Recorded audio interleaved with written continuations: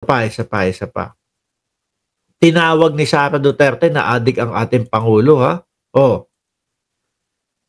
tinawag ng Vice Presidente ang ating Pangulo na adik. Biruin nyo yan, oh. Sabi, kahit man mapalayas natin ang adik na presidente. O biruin nyo yun, mga bossing. Ay, nako po. Uulitin na naman natin. Nasaan ang kanilang ebidensya? Popokus na naman ba sila doon sa ginawa-gawang video ni Roque? Speaking of Roque, pag-uusapan natin si Roque mamaya. Popokus na naman ba sila doon sa gawa-gawang video? At eto na naman ulit ba ang mga iba-vlog nila Maharlika o ng mga vlogger nila? Dahil syempre, nabanggit to ng Vice Presidente. O adik si Bongbong Marcos. Panigurado, yan na naman po yung mga topic nila. Panigurado, yan na naman po yung mga iko-content niyang mga yan. Paulit-ulit lang.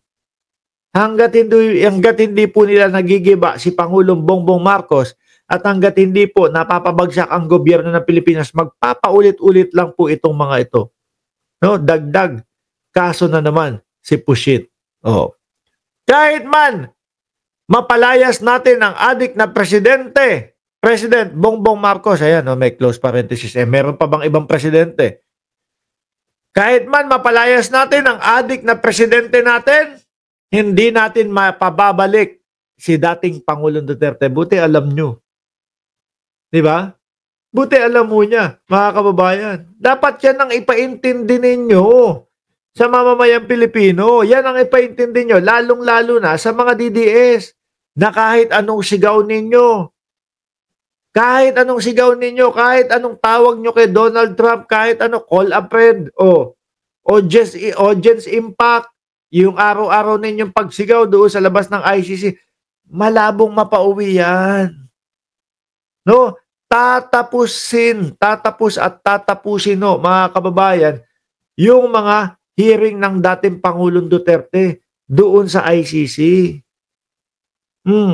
Sabi nga di ba? 10 taon. Posible 10 taon na tumagal ang dating Pangulo doon. Biruin nyo mga bossing, ano yung mga inuuna ni Koopman? Kesyo interim release, ipatanggal yung 2 judge, limitahan yung mga nagrereklamo doon lang sa may mga ID lang. Di ba? Wala, hindi rumerekta doon sa mismong problema nila. Ang mismong problema nila, mga kababayan, sa ngayon, yung haba nung panahon, yung tagal ng panahon ng paglilitis ng dating Pangulong Duterte. Dapat ang sinisigaw nga nila niyan, baka pwede yung every 6 months ninyo, gawin na lang every month na lang para mapabilis. In 1 year, 2 years, tapos ang hearing. Malaman natin, acquitted ba or hindi na makakalabas. Ganun lang. Diba? Kung hindi acquitted, sige, ano muna tayo? Umisa pa tayo, sabihin natin, mag-a-appeal tayo. Ganun. Diba? Yun yung mismong makakaresolba ng problema nila. Kasi nandiyan na ho yan Hihiring na po yan, mga kababayan. Wala nang ibang magagawa. Paano kung panalo pala kayo? Di ba? Paano kung panalo pala ang kampo nila, mga kababayan? Tumagal ng 10 taon. Yung hearing. Di parang nasintensyahan na din ho siya doon. Mga kababayan, biruin mo, 10 taong kang nakulong. Kung re-rectahin nyo, dahil po sa sitwasyon, kalagayan ng aming kliyente o ng aking kliyente, baka naman po maaari, baka po pwede na gawing every month na ang hearing, wag ng every 6 months, no?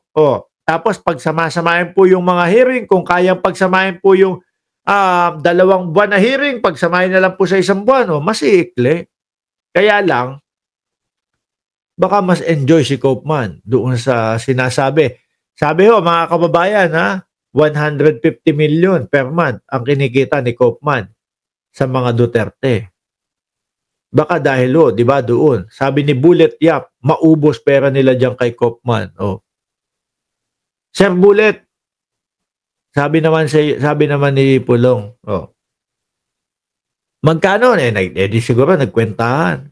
150 million. Oh, times 12. 1.8 billion yun, ha?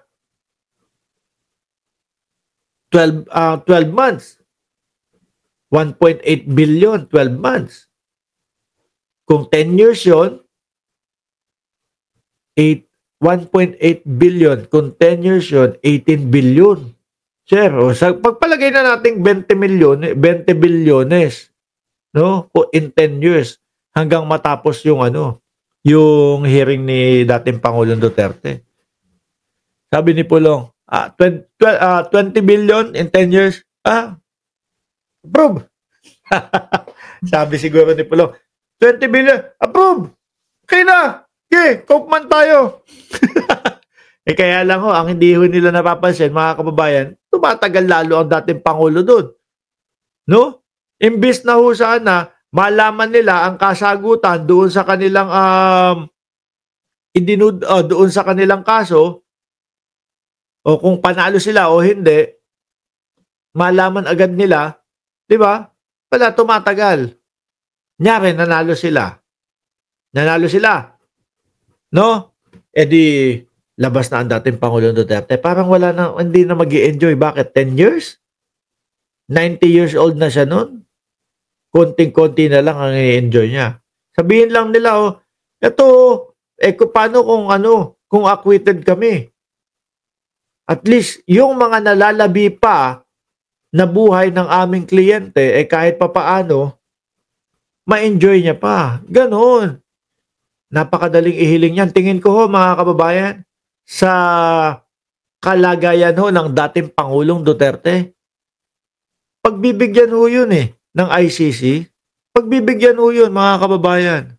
Pero siguro talagang hindi nila, wala talaga sa plano nila. Kasi nga, baka enjoy sa 150 million. The more na mahaba yan, the more na 150 million. Philippine peso no? Ang kita ni Koopman, saan ka pa? Buhay ang pamilya mo, 10 years. O, di ba? Ngayon, nasaan na tayo? Dito tayo. Ano sabi ni BP Sara sa ICC? Parang ang sinasabi niya dito, nagagalit na. Tigilan na lang, tapusin na daw yung kaso ng dating Pangulo. Oh. Ayan. Yan yung paulit-ulit nilang ginagawa, mga kababayan. Magtayo ng entablado, sumigaw ng bring him home. Oh. Hindi yung pumupokus talaga doon sa